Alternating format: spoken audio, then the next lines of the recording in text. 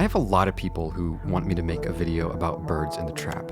To them, I say not today, because AstroWorld came out 2 years ago last week, and that shit kinda banged. The wait for AstroWorld was crazy. When you think about the most hyped albums of our generation, it's one of the first projects that's gonna come into the mind of any hip-hop fan. Because besides the name changes and evolutions of the life of Pablo, the lawsuits and delays of Eternal Take, and the more than 3-year gap between Blonde's announcement and release, I can't think of many other recent albums that built up a full mythology and reputation before they came out. Travis teased AstroWorld for 2 years, painting a larger-than-life picture of its sound and color. And when it finally released, just about 2 years ago today, it was immediately recognized as one of the most extravagant, vibrant, forward-thinking blockbuster albums in all of hip-hop. The instrumentals were humid, dizzy, and psychedelic. Hard-hitting trap beats twisted into a timeless, nearly perfect snapshot of modern hip-hop production's most full potential. Vocal performances were diverse, experimental, fresh, and textured. But good music alone isn't enough for an album to move 537,000 units in its first week. So in addition to looking at how Travis conceptualized and produced a blockbuster as big as AstroWorld, we're also going to be looking at how he laid the groundwork for such a massive project from the very beginning of his career all the way to the near perfect marketing plan that raised hype to a fever pitch in the months and weeks leading up to the album's release. In short, how did Travis Scott make AstroWorld? This video is brought to you by CuriosityStream. If you click the link in the description, you'll also get access to my streaming service Nebula for less than $15 a year. You can watch the extended edition of this video and my Nebula original, A Brief History of Synthesizers, on Nebula now. When I say AstroWorld, I want to be clear. AstroWorld isn't just an album. By all definitions, it's practically a brand at this point. From massively successful merch to a Netflix documentary to Serial to a fully fledged music festival that later turned into a series of virtual Fortnite performances during the pandemic, Travis Scott wanted to create an experience. After all, the name of the project was taken from a fixture in Travis's real-life memories, the Houston-based amusement park Six Flags AstroWorld. Travis was 13 when the park closed, but the imprint it left on him was permanent. His fragmented, childlike memories from the park stayed with him for years, reminding him of a place that was larger than life and a carefree, easy time in his youth. Travis said to GQ, "They tore down AstroWorld to build apartment space. That's what the album is going to sound like taking an amusement park away from kids. We want it back. That's why I'm doing it. It took the fun out of the city." But even during Travis's childhood, the park was in decline, with its closure looming overhead. Development of new rides and attractions peaked in the 80s, making the park feel stale as it aged into the late 90s and early 2000s. This dilapidated patchwork atmosphere of Travis's childhood amusement park undoubtedly influenced the sound of AstroWorld itself, which, as we'll discuss later, is influenced by a wide range of styles and sounds. But above all, AstroWorld's biggest influence was the concept of home. After rising from humble beginnings in Houston to stardom in Los Angeles and all over the world, Travis wanted to make a triumphant return and honor the city that made him. His debut album had mainly been written about his sudden rise to fame, with songs about partying and about the shock he experienced in his new lifestyle as a rising star living in Beverly Hills. While 3500 is a reference to the absurdity of Kim Kardashian spending $3,500 on a coat for her baby, the track 90210 saw Travis reflect on the drugs, women, and money he partook with in LA, illustrating the way these things created tension between him and his family.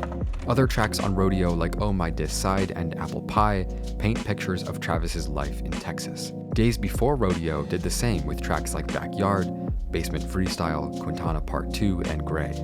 In fact, Days Before Rodeo's existence as a whole is pretty interesting. Its name and themes make it a clear prequel to Travis's debut record, Rodeo, which wouldn't come out until a year later. And just 6 months after Rodeo's release, Travis announced AstroWorld as his third album, even though he had already announced his second record, Birds in the Trap Sing McKnight, and AstroWorld wouldn't come out for another 2 years. It's clear that Travis has had a strong vision for his project from the start, and there's definitely a prevailing sense of continuity in his themes and styles. In fact, that sense of continuity only makes more sense when you learn that AstroWorld was originally meant to come out right after Rodeo, but Travis released Birds first, wanting more time to work on the true sequel to Rodeo. And that extra time paid off because AstroWorld, Travis's triumphant return home, only ended up hitting harder after he had found more success with massive hits throughout 2016 and 2017 like Goosebumps, Pick Up the Phone, and Butterfly Effect. So the stage is set. It's 2016, you're Travis Scott, and you have the music industry in the palm of your hand. But you want more. You want to make the biggest album possible, become a legend in your city, and create an experience that will do for your fans what Six Flags AstroWorld did for you when you were a kid in Houston. So how do you make it happen? Let's find out.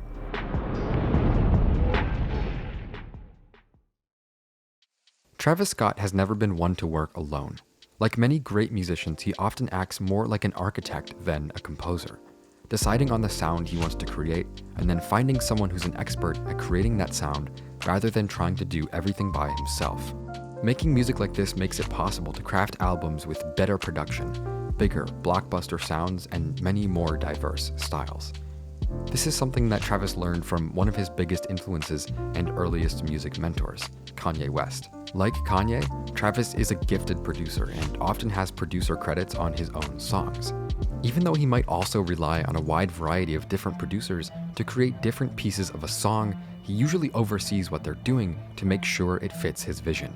And this ended up being a huge part of AstroWorld's sound. Working with more than 15 producers across the whole album, Travis and his team were able to put their heads together and create a diverse, experimental trap album that never would have been possible if Travis didn't have an intimate knowledge of music production that allowed him to direct the album according to his vision.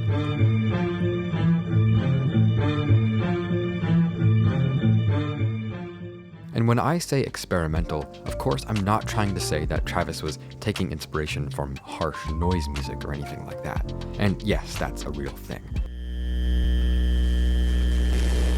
But even though Travis didn't make a crazy free jazz noise trap fusion record, AstroWorld still goes above and beyond what we would normally expect from trap music. Because I think what it was really going for was timelessness. Travis knows that most trap music won't be remembered past the next few years, but he wants to reach above and beyond and make something to really solidify his legacy as an artist. And he did just that with help from many of our generation's most influential musicians: Tame Impala, The Weeknd, Frank Ocean, James Blake, Mike Dean, Pharrell Williams, and many more. I think these collaborations are so important because while a lot of good trap albums have come out in the last 7 or 8 years, not a lot of them will still sound good to us when trap music isn't in the mainstream anymore. But AstroWorld incorporates so many different sounds and styles that it's not just a trap album. It's really more like an album that just happens to be of the trap era. And one of the biggest contributors to this diverse sound was Travis Scott's A&R manager, Randall Medford, also known as Sycamore. Sycamore's role in the creation of AstroWorld was simple. He had to take Travis's ideas and figure out who would fit best within them, reaching out to musicians and organizing collaborations, making sure goals got finished on time, making things happen. During an interview with Rolling Stone, he described his role in the album as being almost like air traffic control. Later in that same interview, Sycamore brought up an observation about there being a lot of producers, writers, and talent on every track of AstroWorld, which is normally seen as a bad thing. When many people are credited with the creation of art, it can often be looked at as manufactured rather than created organically. But the big difference between manufactured pop music and Travis Scott is that producers work with Travis, not the other way around. Like Sycamore says, think of Travis Scott as the director of a film. Like a film director, he's in on the project from its inception to its release, and he has a hand in every step of the process, not letting us forget that he is the star of the show, even bragging about it on Sicko Mode, boasting, "Who put this shit together? I'm the glue. Someone said, shorty face, Tommy out the blue." And he has every reason to brag about it. The producers and other artists who work with Travis Scott have only good things to say about their experience, except, of course, for T-Pain, who had a strange story about Travis falling asleep in his studio. I'm looking at my computer and doing it. I'm like, cause, you know, when I do this type of shit right here, blah, blah, blah, and I do this, and he's back here with his homeboys. So I don't know what they're doing back there. And I'm like, bro, so, okay, cool. So you want these kind of sounds? I'm gonna put this over here, and I'm gonna do this, and I'm just moving my mouse around on my computer, and then I turn around, and I'm like, so everybody in the room get sleep. I'm knocked the out. Travis is somehow also asleep, standing up. Don't know how. Can't tell you. Don't know what the happened. Bro, I was only talking for like 3 or 4 minutes. And I was just like, okay, because these things, all right, sweet. So I'm going to take this sound, put this, okay, I'm going to make sure I save this sound, because this one sounds like that sound that was in them other ones, right? And then I'm going to blah, blah, blah, and then I'll turn around and I'm all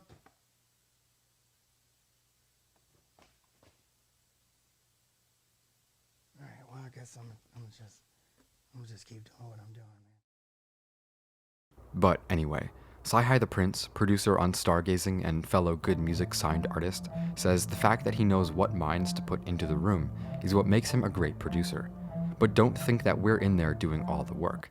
No, Travis is doing all the work. We're just influencing him or giving him easier ways to express himself. Cardo, the producer behind Travis's hit Goosebumps and AstroWorld's 14th track, Who What, says about his experience, you have to be really in sync with him. How he orchestrates, his whole energy when he's in that room with you, you have to catch on to what he's doing or whatever he's trying to present. Travis is just one of those unique people. You have to be on some shit to be in a room with him. Remember, this is Travis's show, his theme park, his roller coaster. Sycamore, who also sits in on each session, admits that there were several days straight where Travis and whoever else involved would work on a song that wouldn't even make it onto the final cut of the album. And on the contrary, there were also songs and ideas which would sprout up out of nowhere and make it onto the album. Some of the record's best moments came at the last few days before the album's release during a crucial trip to Hawaii. Travis and his crew of producers and other artists didn't go for the beautiful weather and scenery. They took this trip with one goal in mind, to finish the album.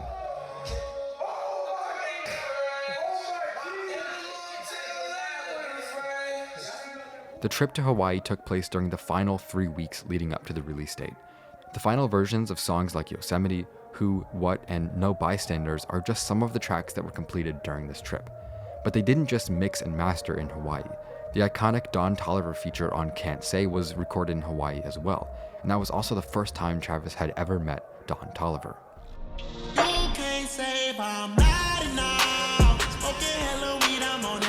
Another last-minute feature is from legendary guitarist John Mayer. The term last minute is used in its literal sense here.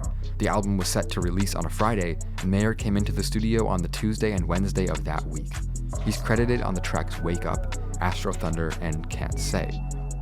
Artists will always continue to perfect their work down to the last minute.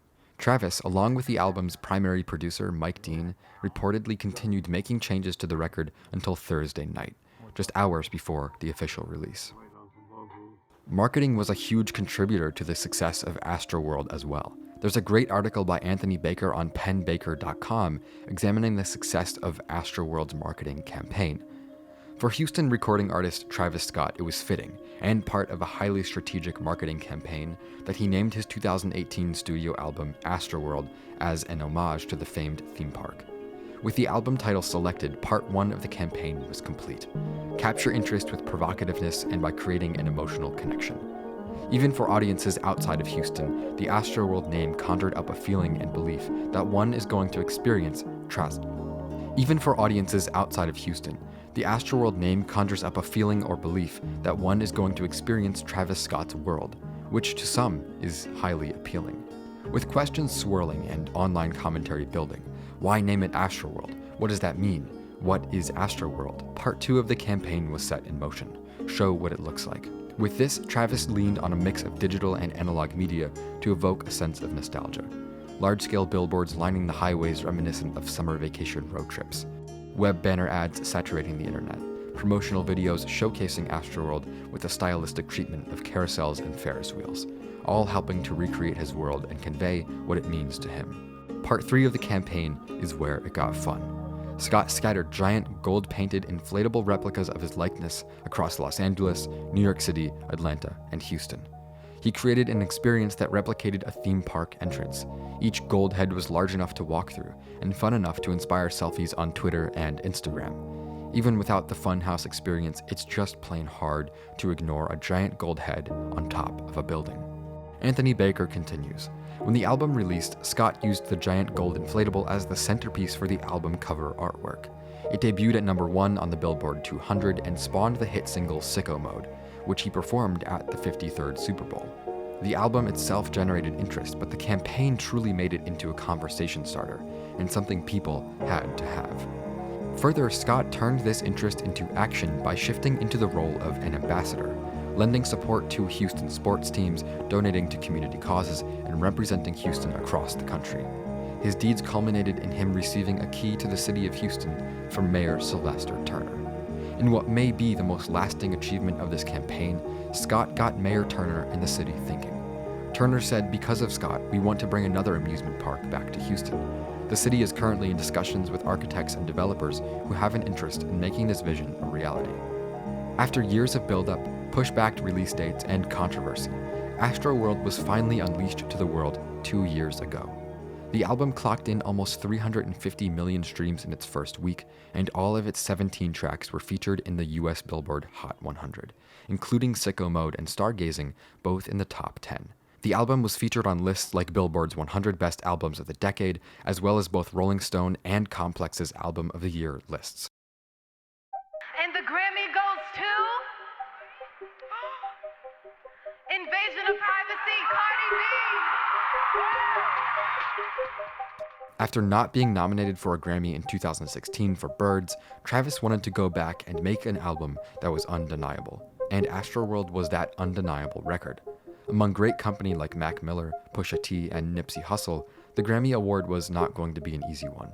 Unfortunately, AstroWorld lost to Cardi B and her debut album Invasion of Privacy. But award shows aside, AstroWorld was everything a fan could ever want from a Travis Scott record. A strong central concept, distinct, interesting tracks, and the overall unpredictability that made listeners go back to the album again and again to this day. AstroWorld will undoubtedly be remembered as one of the best albums of its generation. And even more, Travis Scott went from a young, somewhat unproven rapper to an international superstar, bringing glory and pride to his hometown.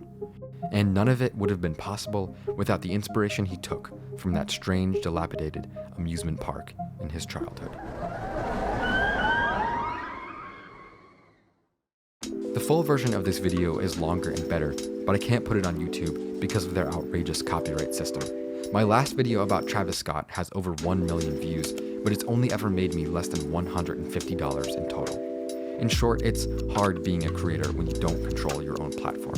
That's why my friends and I teamed up to build our own platform where creators don't need to worry about demonetization or the dreaded algorithm.